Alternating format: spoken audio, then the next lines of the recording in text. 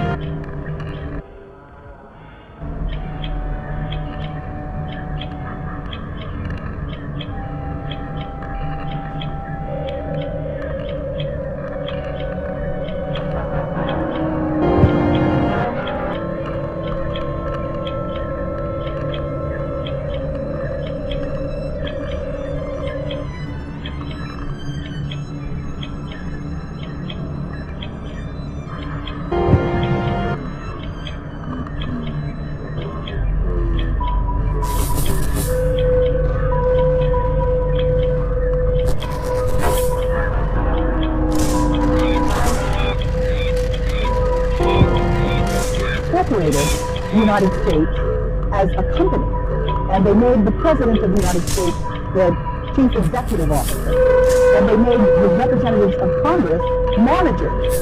And so when people come to Congress, they're taught very quickly that their constituents are not what it's all about. What it's all about is for them to get on the dole of the federal government, which is there to enslave the people who live in the United States. That's what that is.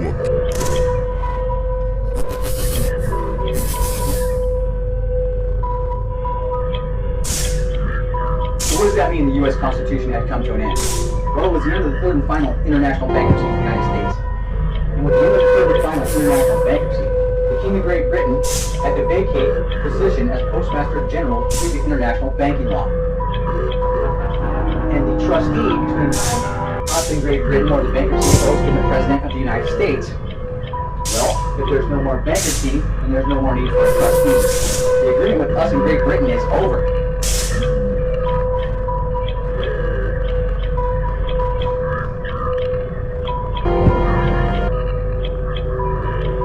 So, no bankruptcy, no trustee. So in 1999, there should not have been a presidential election. The U.S. Congress should have been shut down, the Senate should have been shut down, everybody should have been fired, and we should have security substantiated the entire government from the ground up, and they never told the American people about any of it. Now, at the end of the American Revolution, the United States didn't have a strategic metals contract in place, okay? We weren't allowed to print and mint our own coinage, so we had to borrow it from these guys, from the Rothschilds.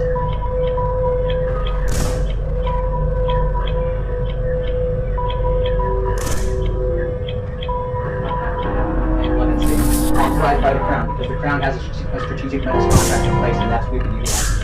In 1933, with the Great Depression, actually 1929, is when the beginning of the third and final international bankruptcy had started, at the end of the second had come to an end.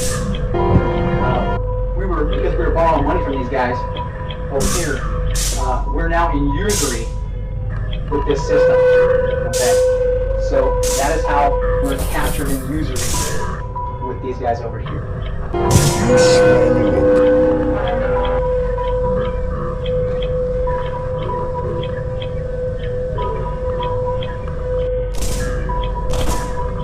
We're using their money. We're not allowed to make or create our own. As a matter of fact, we're borrowing it and paying it back with interest in hard natural assets. Okay. All of this is going somewhere, okay? This is all going back to David Miller and Russell J. Gould and what they have done to the plan. Everything needs to be made aware of. But before we get into that, you have to understand what it was they ran headlong into. They had no idea what was going on the planet, okay? That pretty much stopped what they were doing right in their tracks, and vice versa.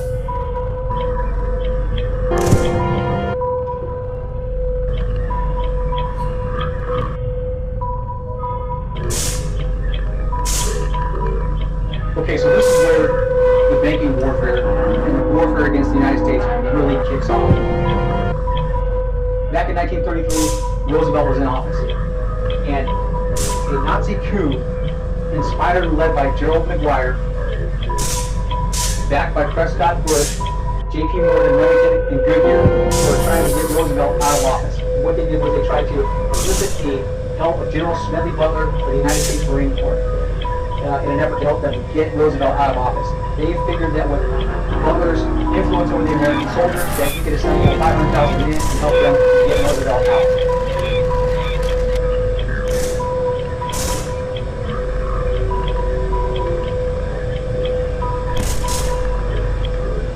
Let me warn you, and let me warn the nation, against the smooth evasion that says, of course, we believe these things. We believe in social security. We believe in work for the unemployed. We believe in saving homes. Cross our hearts and hope to die. We believe in all these things. But we do not like the way the present administration is doing them. Just turn them over to us. We will do all of them. We will do more of them. We will do better, and most important of all, the doing of them will not cost anybody anything.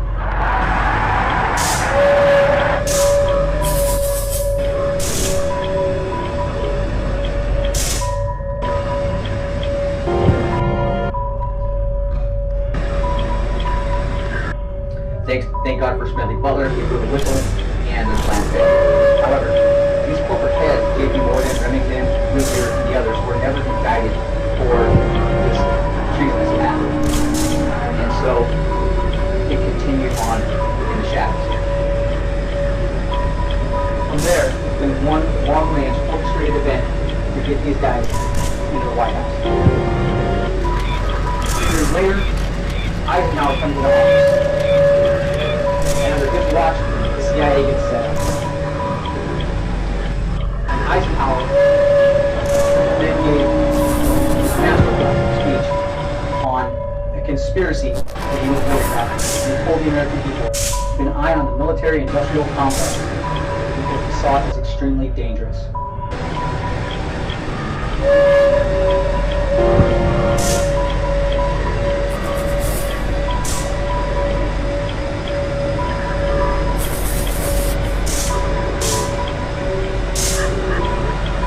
Throughout America, the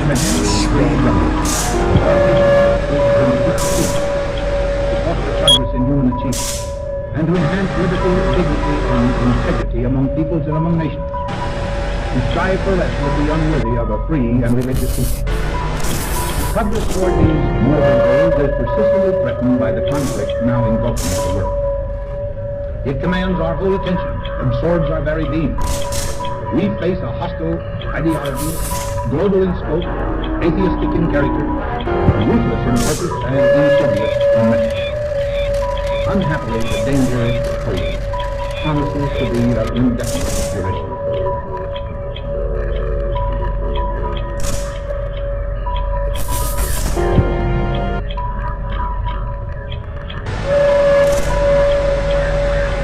Under Eisenhower's watch, the five-star trust was set up by the CIA. The five-star trust consisted of 5 top men. Those being George Bush Sr., Armitage, General Edward Lansdale, William Colby, and General Robert Mark. Those were the 5 guys that ran the five-star trust for the CIA. Now, what the five-star trust was,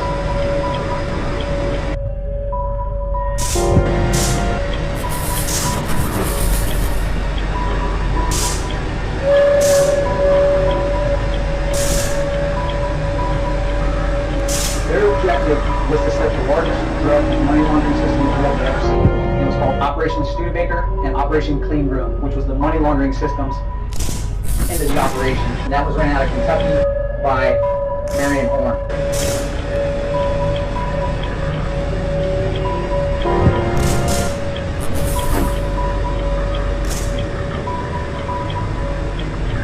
A gentleman named Marion Horn.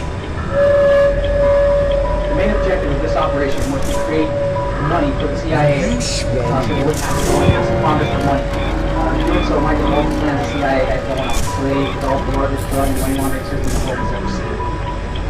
The objective of this was to set up the drug money operation and then put all the money into a conglomeration of banks set up by the Rothschilds and 13 banking families known as the Five-Star Trust. That is Lucifer's Sustainable Development Fund. That's Lucifer's piggy bank, just going to say it. So, once this all got set up, Kennedy came into office. And Kennedy warned us of a massive conspiracy that scared him so bad, he created U.S. Special Forces.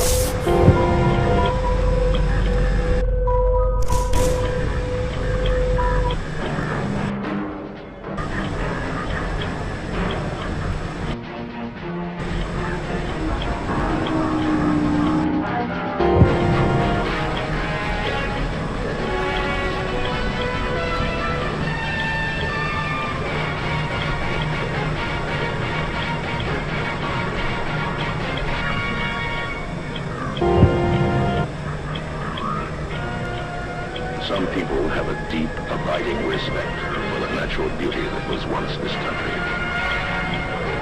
And some people don't. People start pollution, people can stop it. Write for Pollution Booklet, Box 1771, Radio City Station, New York.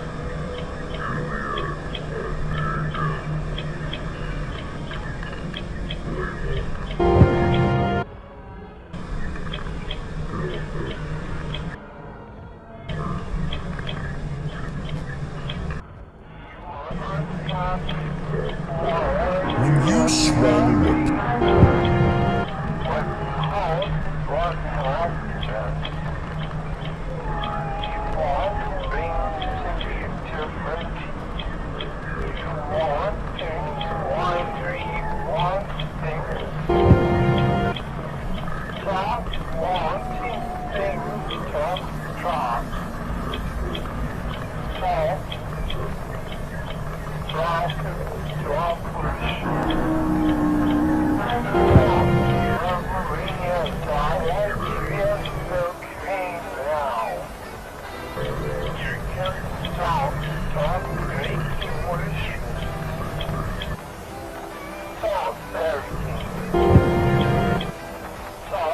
Stop.